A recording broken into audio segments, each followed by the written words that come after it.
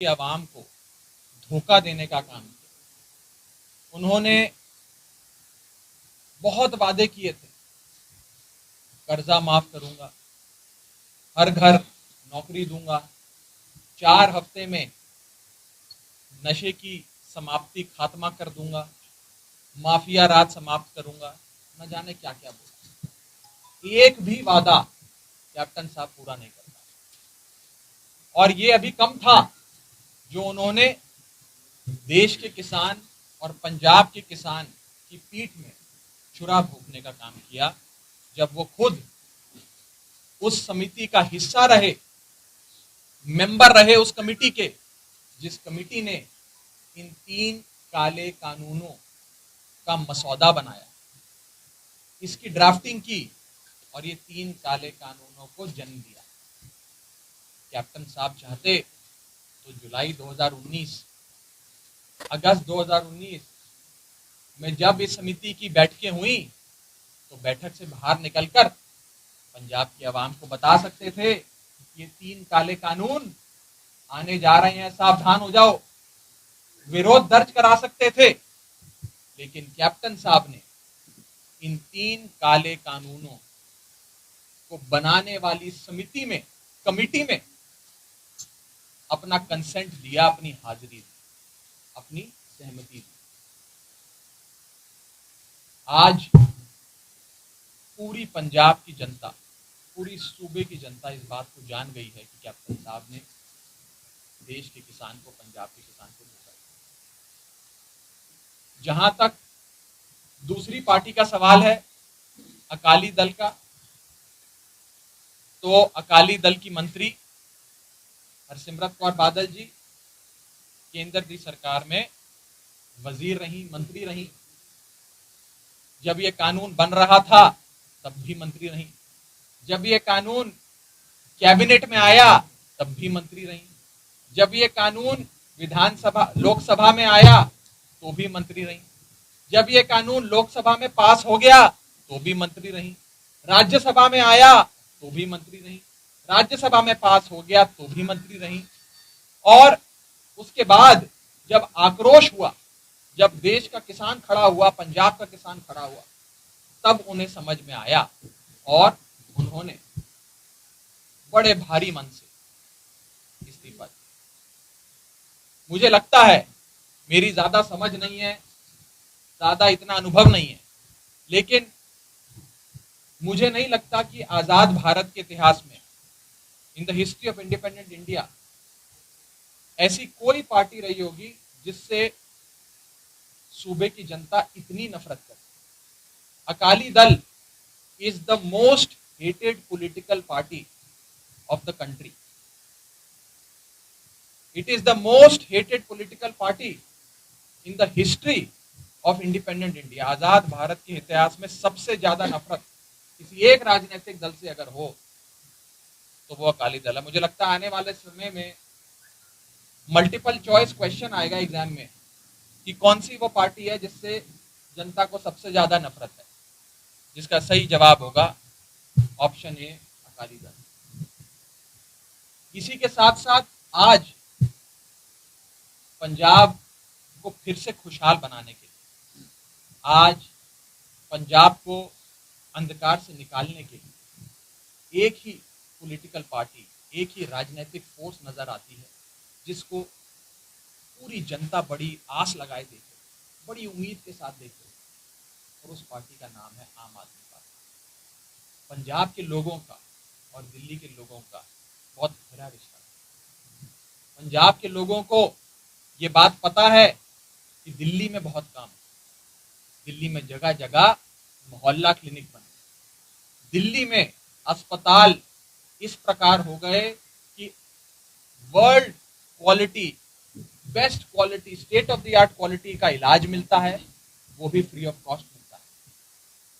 शिक्षा के क्षेत्र में, एजुकेशन में इतना काम हुआ कि आज बड़े बड़े उद्योगपति, इंडस्ट्रियलिस्ट, धन्ना सेठ, मंत्री भी अपने बच्चों को दिल्ली में प्राइवेट स्कूल से निकालकर दिल्ली के सरकारी स्कूल में दाखिला करा रहे हैं। इतना काम शिक्षा में, एजुकेशन में करके दिखाया। आज पंजाब के लोग भी वो सारी चीजें चाहते हैं। और मुझे लगता है, और मैं आज ये घोषणा भी करता हूं और पूरी जिम्मेदारी से आपके सामने ये बात रखता हूं, I am saying this with a sense of responsibility, I am saying this with a sense of responsibility, पूरी जिम्मेदारी नाल मैं कह रहा कि पंजाब में अगली सरकार आम आदमी पार्टी की बनेगी। 2022 के चुनाव में पंजाब की जनता एकजुट होकर इस बार आम आदमी पार्टी को एक मौका देगी। पंजाब की जनता ने ये सारी पार्टियां देखी, अकाली को भी देखी, बीजेपी को भी देखी, कांग्रेस को भी देखी है, और अब पंजाब की जनता इन सब से परेशान हो गई, इन सब की गंदी राजनीति से परेशान, धोखे की राजनीति, पीठ में छुरा भोगने की राजनीति से परेशान हो गई है। और अब पूरी आस लगाए, पूरी उम्मीद लगाए एक ईमानदार पार्टी की ओर देख रही है, जिस पार्टी का नाम है आम आदमी पार्टी। मुख्यमंत्री का चेहरा कौन होगा? अभी आऊंगा, अभी सारे जवाब दूंगा, मैं बस खत्म कर दूं 2 मिनट। इसी के साथ साथ बीते कुछ दिनों से हमें, आम आदमी पार्टी को भी, दिल्ली वालों को भी, देश का किसान, पंजाब का किसान जो दिल्ली के बॉर्डर पे, दिल्ली की दहलीज पे बैठा है, उसकी सेवा करने का एक मौका मिला। सेवादार की भूमिका में हमारी पार्टी के मुखिया अरविंद केजरीवाल जी, जिनसे पंजाब की जनता बहुत प्यार करती है, उन्होंने एक सेवादार की भूमिका में देश के किसान की, हमारे पंजाब के बड़े बुजुर्ग, हमारे नौजवान, हमारी माताएं, हमारी बहनें जो बॉर्डर पे बैठी हैं, उनकी सेवा करी।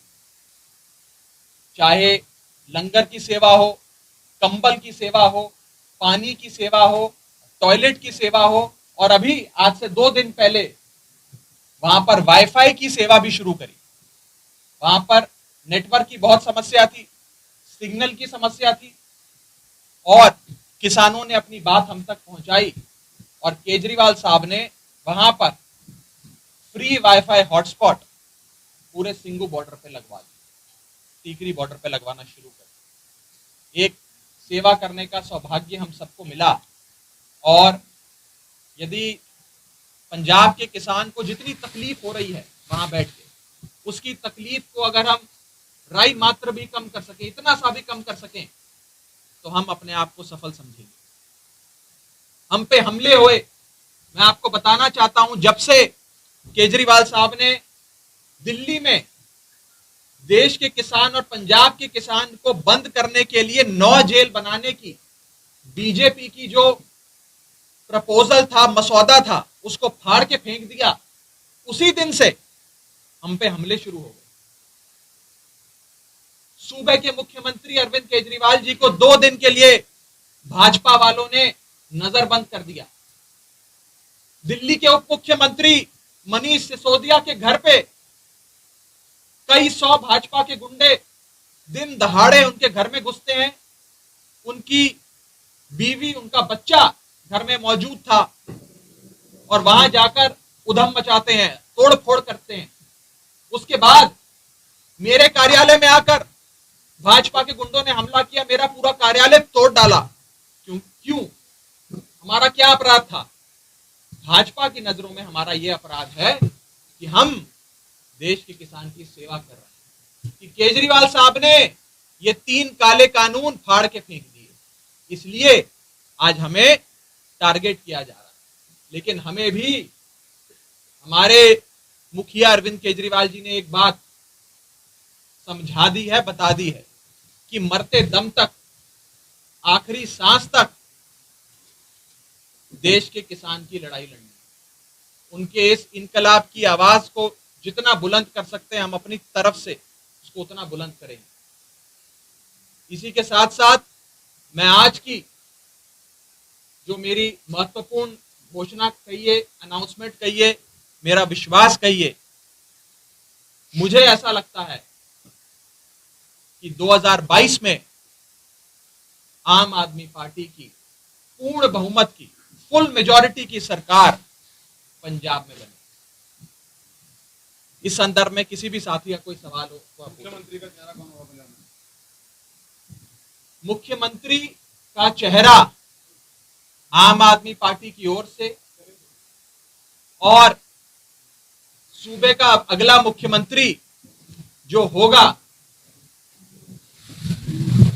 उसका नाम पार्टी बहुत जल्द आपको बताएगी भी।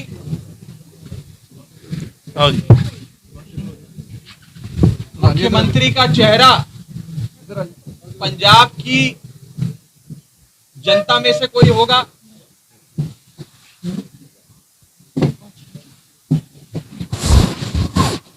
आ जाओ लड़ाई अभी मैं फिर से बोल दूं।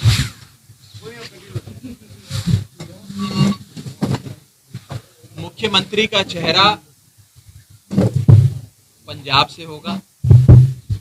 मुख्यमंत्री का चेहरा ऐसा होगा जिसे पंजाब की जनता, जिसपे पंजाब की जनता को नाज हो, जिसे पंजाब की जनता सर आंखों पे भी बिठाएगी, उसे प्यार भी करेगी, और वो पंजाब की आन बान और शान होगा। समय साथ बात चल रही है, लेकिन आप ज्यादा बता सकते हैं बेहतर कि क्या कारण है अभी, क्या क्योंकि अभी वो कांग्रेस में है, एमएलए है, लेकिन पार्टी से नाराज कर रहे हैं, तो उसके बारे में क्या आपका? देखिए, मैं ये हमसे कई बार सवाल पूछा जाता है कि क्या हम नवजोत सिंह सिद्धू जी को अपनी पार्टी में लाएंगे। मैं आपसे ये पूछता हूं, क्या वो हमारी पार्टी में आना चाह रहे हैं? ये सवाल तो आप उनसे पूछिए। हमारे हाँ या ना कहने की बात तो तब आती है जब वो ये बता दें। पिछली बार क्या हुआ था, क्यों नहीं आए, ये बता दें। देखिए, मेरा ऐसा मानना है, और मैं किसी व्यक्ति विशेष, यहाँ से मेरे ख्याल में 300 मीटर दूर है घर। नहीं, मैं आपसे मैं यही बोलने वाला था, मैं यही बोलना चाह रहा था। हम आपसे पूछते वो सवाल जो सरकार बनाती है, और सरकार बनाती है कानून, चाहे प्रधानमंत्री हो चाहे सीएम हो, तो आपने जो कानून लागू किया था उस पर मैं आज पहले ये खत्म कर दूं, फिर मैं इसका जवाब दूं। मैं ये सवाल का जवाब देना चाहता हूँ। जहां तक नवजोत सिंह सिद्धू जी का सवाल है, उनका घर यहाँ से 10 मिनट 15 मिनट की दूरी पे, मैं यही हूँ। आप जाकर एक बार उनसे पूछ लीजिए और फिर मैं सारे जवाब दे दूंगा। पंजाब के प्रभारी आप देखिए, हमारा ये आपने दावा किया है कि 2022 में आपकी सरकार बनेगी, पार्टी का ये मानना है। जो चेहरे हैं, पार्टी चाहेगी नहीं, कैसे चेहरे हमारे पार्टी प्रभारी बने? आप मुझे बता रहे 10-15 मिनट का रास्ता, आपको ही बता, आप जाके बात नहीं, ठीक है। मैं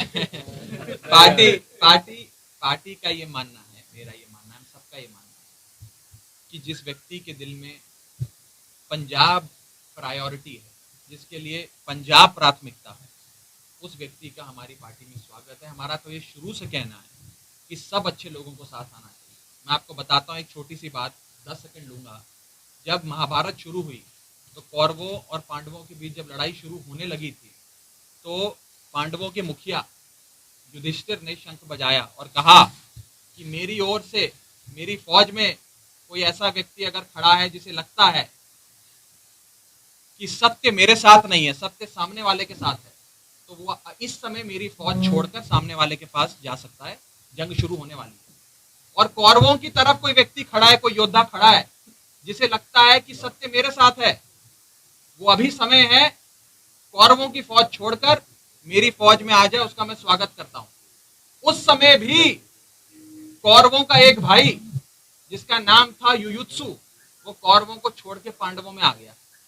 तो कहने की बात यह है, इस मंच से भी हम सबको, जो व्यक्ति पंजाब को प्राथमिकता देता है, जिसका दिल पंजाब के लिए धड़कता है, उसको आमंत्रित करते हैं। लेकिन जहां तक आप एक व्यक्ति विशेष का सवाल पूछ रहे हैं, सिद्धू साहब का सवाल पूछ रहे हैं, ये सवाल उस समय एक हाइपोथेटिकल सवाल नहीं रहेगा, आज हाइपोथेटिकल सवाल है। जिस समय वो ये कहें कि वो आना चाहते हैं, अगर वो कह रहे हैं तो मैं जवाब दूंगा। मैं अभी यही हूं, आप जरूर पूछ के आइएगा, मैं जवाब दूंगा। आपका जो सवाल था मैं उस पर बता देता हूं।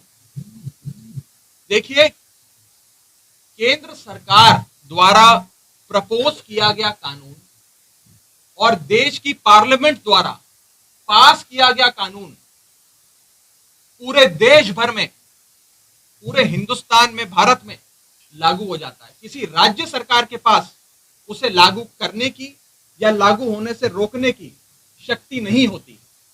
अगर ऐसा होता, मान लेते हैं, फर्ज करिए कि किसी राज्य सरकार के पास यह शक्ति है कि इस कानून को लागू होने से रोक सकती है, तो आज पंजाब के हमारे बुजुर्ग, हमारे नौजवान दिल्ली में ना होते। वो कैप्टन साहब के महल के बाहर बैठे होते और बोल रहे होते, कैप्टन साहब इन 3 काले कानूनों को लागू मत होने देना।